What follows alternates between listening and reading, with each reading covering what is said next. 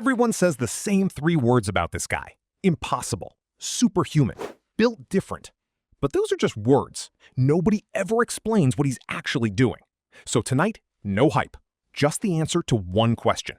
What is Agustin Tapia physically doing that literally no one else on the planet can? Because once you see it, you can't unsee it.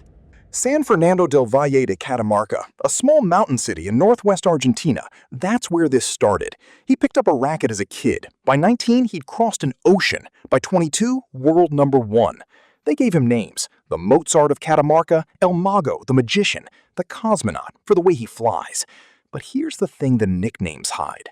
He's 177 centimeters. In a sport of giants, he's small. On paper, he should get overpowered at the net every single point. He doesn't. He dominates. So the question isn't, is he talented? Obviously. The question is, how does a smaller man break the physics of this game?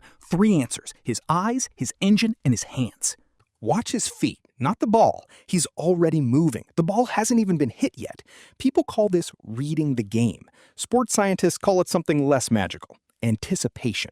Elite players don't react to the ball, they react to the body about to hit it. The shoulder turn, the wrist, the hips. Tapia reads those cues maybe half a second before contact. Half a second doesn't sound like much, but on this court, at this speed, half a second is the entire point. Look where he's standing the instant his opponent loads up. He's not centered. He's already leaning toward the only ball that makes sense. He's not fast because he's fast because he started early.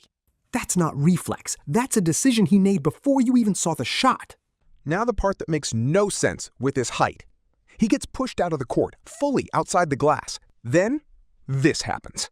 Power in Padel doesn't come from being tall. It comes from the ground. When Tapia plants that outside foot, he's loading like a spring. Muscle stretches, stores the energy, releases it in a fraction of a second. Same mechanism a sprinter uses out of the blocks.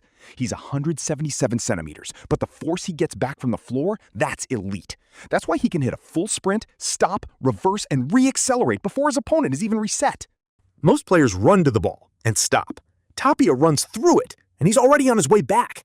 He never plays one shot. He plays the shot and the recovery as a single movement. Height gives you reach.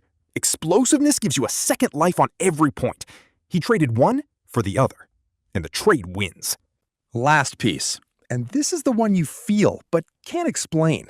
They say he has the fastest hands in Padel, but fast hands isn't about strength, it's about economy. How little movement he wastes. Watch the vibra. No windup, no big backswing. The racket travels the shortest possible path, and all the speed comes from the wrist, snapping through contact. Short level, fast tip. That's why the ball comes off with that vicious side spin that dies weird off the wall, and why you never see it coming. There's no telegraph. The average player's swing is a sentence. Tapia's is one word. Same power, a fraction of the time. And by the time you read it, the ball's already past you. So, is he superhuman? No. That's the boring answer people give, because they never looked closely. Here's the real one. It's not one gift, it's a stack. Eyes that start the point half a second early. An engine that gives him a second life every rally. And hands that hit before you can read them. Any one of those, other players have. All 3 at once? That's the paradox. That's why nobody can copy Agustin Tapia. This is what we do here. We take the points that break your brain and we show you why they work. If that's your thing, subscribe. There's a lot more coming.